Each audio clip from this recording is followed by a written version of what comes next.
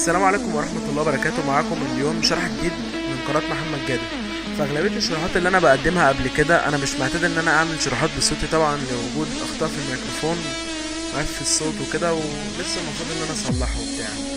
بس في الوقت الحالي أنا فعلا ما بقدمش شروحات بصوتي، بس الشرح ده عشان حاسه حاجة جديدة في الوطن العربي، فأنا حبيت إن أنا أعملها. يعني محدش بيقدم ارت ديزاين موف يعني شايف بالشكل ده. طبعا ممكن ده على مقاس غلاف فيسبوك، بتبقى شكلها حاجة جميلة جدا. انت بقى طبعا تقدر تعملها بطريقتك وتضيف كلامك هنا وبتاع. بس انا شايف ان الدرس ده فعلا محتاج ان احنا نعمله بطريقة ان انا اتكلم في الفيديو، لان صراحة هو هيبقى درس طويل شوية، وطبعا باذن الله هيبقى سهل. وتابعوا معايا الدرس واحدة واحدة وباذن الله هتتعلموا. يلا نبدأ. يجي هنا طبعا كل الملحقات اللي انت عايزها او اي حاجه في الدرس هتلاقيها تحت الفيديو في الديسكريبشن. هنيجي ونعمل لاير جديد دوت مقاس غلاف فيسبوك 851 315، بس انا مش هحتاجه. هعمل 1280 في 720 او 800 عادي، دقة الوضوح هنخليها 72 زي ما هي. نعمل كده قدامنا بالشكل ده. حاجة كمان، الفرش هنلاقيها تحت برضو في الديسكريبشن تحملها. طبعا انت ممكن تيجي عندك وتلاقي الفرش ظهر لك مثلا منها 2 3 بس، مش كل الفرش. ايه الحل؟ هتيجي عند اي واحدة فيهم وتروح عامل ديت، تعمل فرشة جديدة، هتعمل بالشكل ده. هتلاقي هنا هتلاقي في المكان ده في المكان ده هتلاقي الفرش كلها ظهرت. بس هو ده اللي انت محتاجه. هتلاقي هنا كل الفرش ظهرت، وده باذن الله انت هتحتاجه مش اكتر من كده. تيجي هنا صغيرة بس شوية، تابع معايا وانا برسم بالفرش.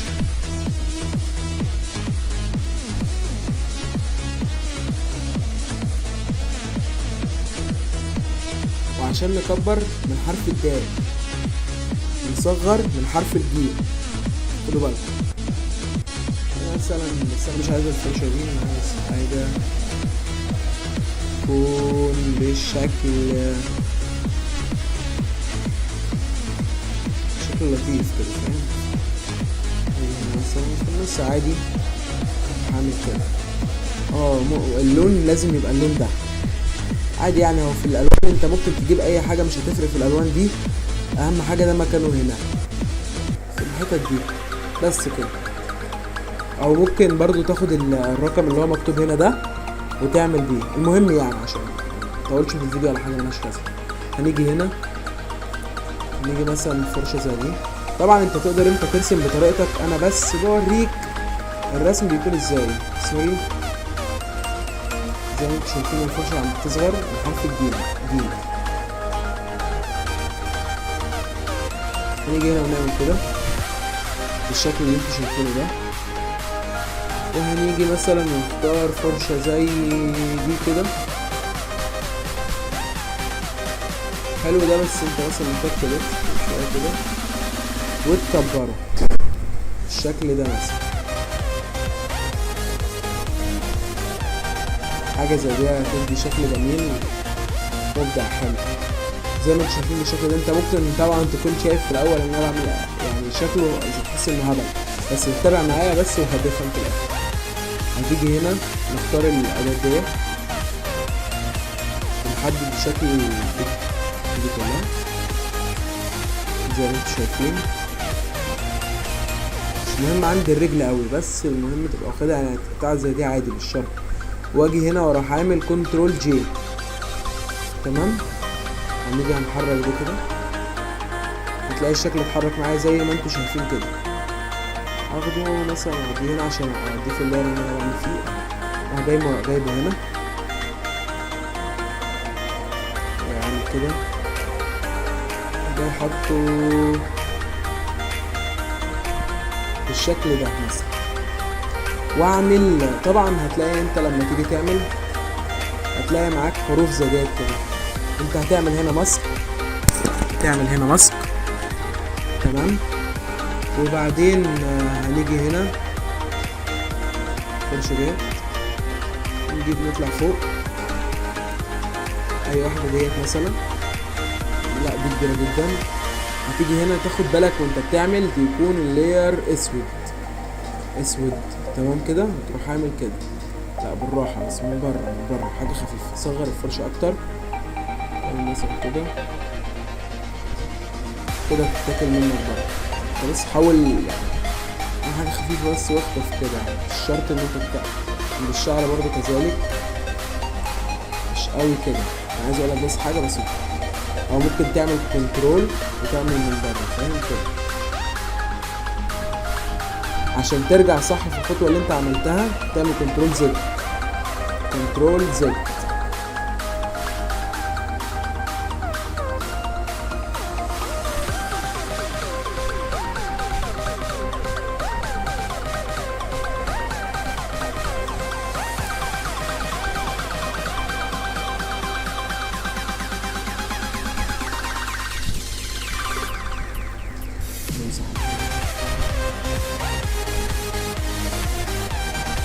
بس كده.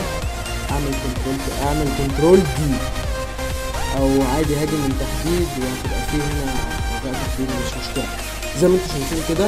هنيجي هنا، خدت بالك من اللي هو بس عشان ساعات غلط مني في حاجات. المهم يعني هنيجي كده، هنعمل كده بالشكل ده.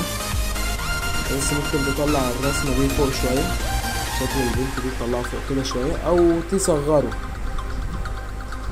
هتفرق. بس ما تحاولش تصغرها قوي يعني. ايوه بالظبط كده. تيجي هنا وناخد الحتت اللي تحت دي بالفرشه برضو، بس هنخلي الصلابه تبقى مثلا 40%. نكبر الفرشه شويه وقاطعينها كده على احرف الرسم.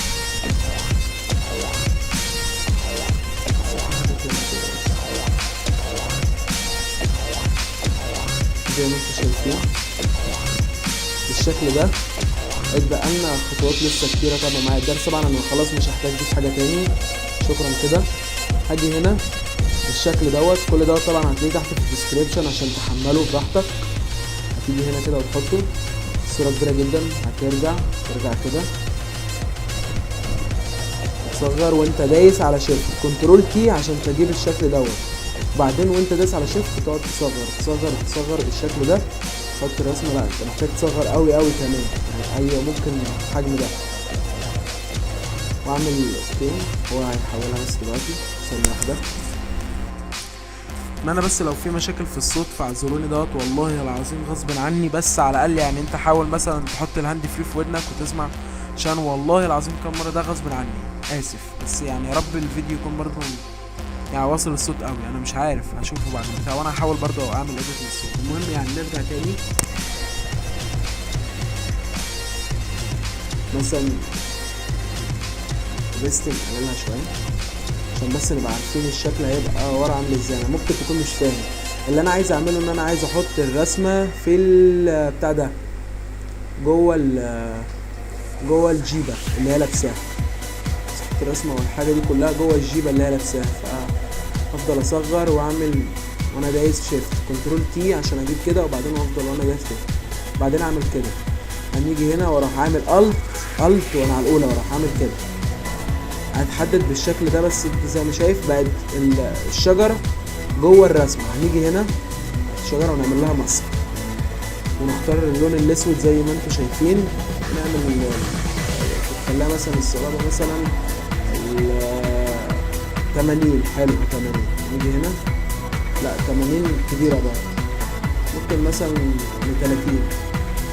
حلو تمام. ما ننساش بس يبقى اللون اسود واحنا بنعمل في الماسك مش الصوره. ايوه نيجي نعمل كده كده كده. هنشيل الايدين، هنشيل الايد والشعر. انا محتاج دلوقتي اشيل الايد والشعر. ممكن بس الوسط او العتامه احللها شويه. واجي هنا راح اعمل دي كده بالشكل ده. ركز معايا كويس. امسح الايد وامسح اي حاجه تيجي انا عامله على الشعر او الايد. احاول اخد بالي كويس وانا بقطع.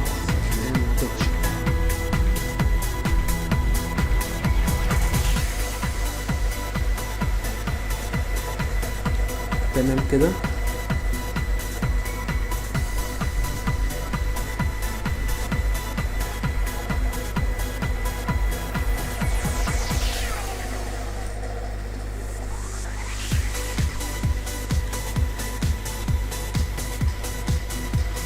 نرجع تاني زي ما انتوا شايفين الصورة بقت جوه البتاع، جوه الجيبة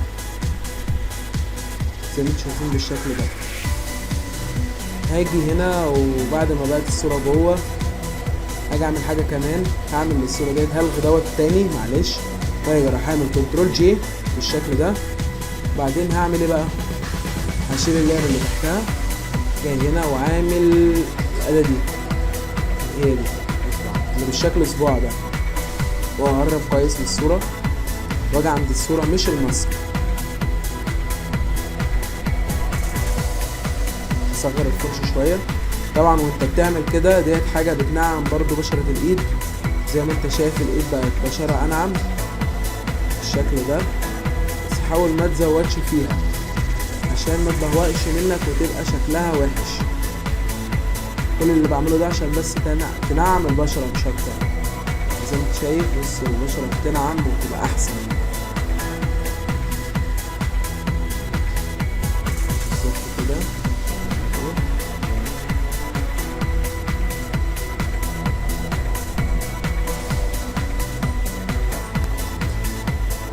بس لما تيجي هنا هنروح حاطينها هنا. بعدين نعمل ايه بقى؟ نعمل مسح للحتة اللي احنا مش عايزينها. يعني مثلا انا عملت بس الايد، هبتدي بالتالي امسح الحتة اللي زي التيشيرت اللي انا نعمته بس هو اللي هعمله، انما الباقي ده انا همسحه. هاجي واحدد وازود الصلابة وامسح الاجزاء ديت، وامسح الشعر بالمرة، انا مش محتاجه، انا ولا محتاج ولا شعر ولا اي حاجة. انا كل اللي محتاجه بس الصورة بالشكل ده، بس الايد بس. في حاجة مش المفروض نمسح من الماسك، بس احنا مسحنا من الصورة الأصلية مش هتفرق معانا، بس اعتاد دايما تمسح من الماسك. اللي هو هتقولي ازاي؟ هقولك حاضر. بتجيب أداة البراش اللي هي الفرشة بتبقى على اللون الأسود وتمسح من الماسك. انا امسح الشعر، طبعا انت ممكن تكون مش عارف ليه، هقولك حاضر دلوقتي. زي ما انت شايف كده احنا دلوقتي مسحنا الوش، بعدين هنعمل دي تاني. ولو جيت خدت بالك هنا بعمل كده، بص كده مثلا شايف البشرة بقت انعم وبقت شكلها زي كرتوني كده، احسن بكتير من الاول.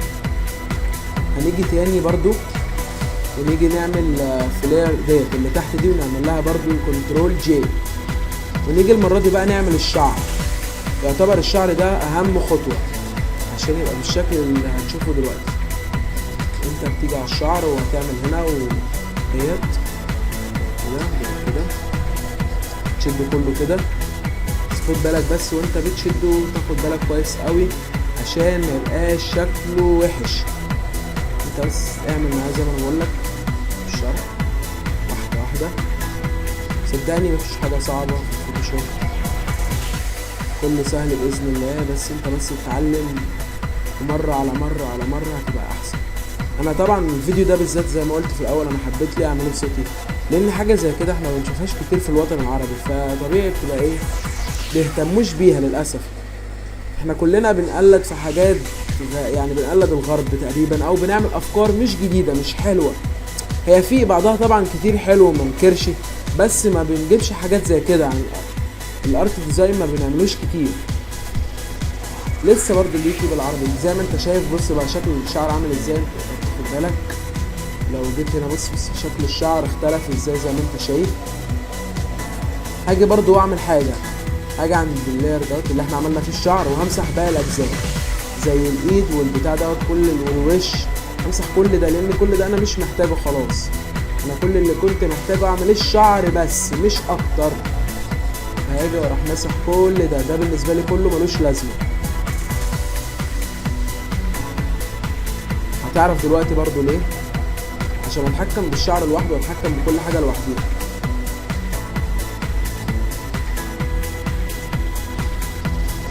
زي ما انت شايف بالشكل ده، وبعدين هعمل دي وبعدين دي بالشكل دوت. زي ما انت شايف اصبح اللاير اللي احنا عاملينه فوق ده البشرة، وده الشعر، ودي البنت ذات نفسها. تمام. هنيجي هنا على الشعر، دي البشرة هنخليها زي ما هي. هنيجي تحت بقى هنا على الشعر. الشعر انت مثلا محتاج تقلله شوية لان هو كده هيبقى باين عليك، انما كده بقى كله زي سطحي كده، ده بقى شكله اجمل واحلى.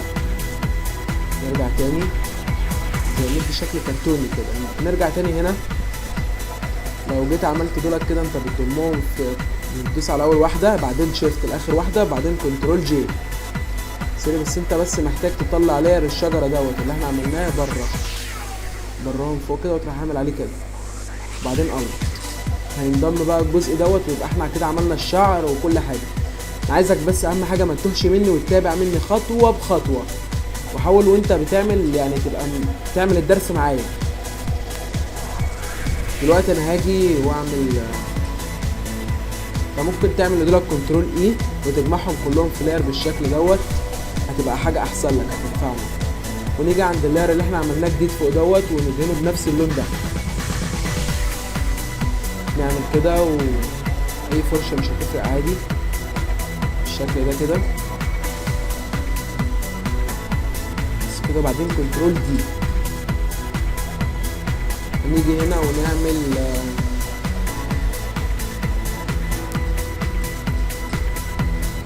نقللها كده مثلا 45 ولا 40 مثلا، مش هتفرق، خليها 45. وهنيجي هنا هنعمل ديت زيادة كثافة، كثافة سوري. دي هنعملها على الأحراف اللي بره تبقى خفيفة أصلا، يعني شايف بتبيض ازاي، هتاخد بالك في الآخر. الأحرف ديت خليها بيضة لحد زيادات الأحرف اللي بره. الدراع برضو. نيجي بقى على الحتت اللي هي مثلا محتاجين بقى نزود الكثافة زي الحتت ديت ما بين العروق والحتت دي. شايف هتلاقي البرز شوية. طبعا حتت زي ديت الشعر انت محتاج تزود كثافته بالذات الحتة ديت، يعني هي الحتة دي لو واخد بالك ضلمة اساسا. نزود الكثافة كده وديت هنا وديت كذلك ديت.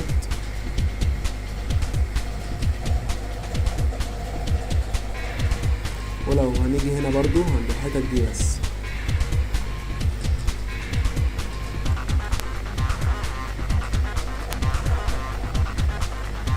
انت شايف في فرق شاسع وباين طبعا جدا لما تيجي تعمل كده، في فرق. ممكن مثلا نعملها بس 34 حاجة عادي بالشكل ده. نيجي دلوقتي للألوان. انت ما محتاج تحط ورا مجموعة ألوان ورا خالص، يعني ورا الليرات دي كلها. نيجي هنا ونحط مثلا باللون، خليك في الألوان الفاتحة اللي هي هنا كده، يعني انت قلب زي ما انت عايز تقلب هنا، بس خليك في الألوان الفاتحة اللي هنا. اختار مثلا اللون ده ونيجي على البراش اللي عندنا اللي احنا حملينها اللي هي ديت، ونختار اي فرشة بس تكون مناسبة للشكل وشكلها احلى. حاجة زي ديت هتبقى حلوة، او حاجة زي نفضل نقلل من الجيم، حرف الجيم بتقلل من الجيم بتزود من الدال زي ما انت شايف كده. ممكن نعمل كده سوري، هي بتبقى تحت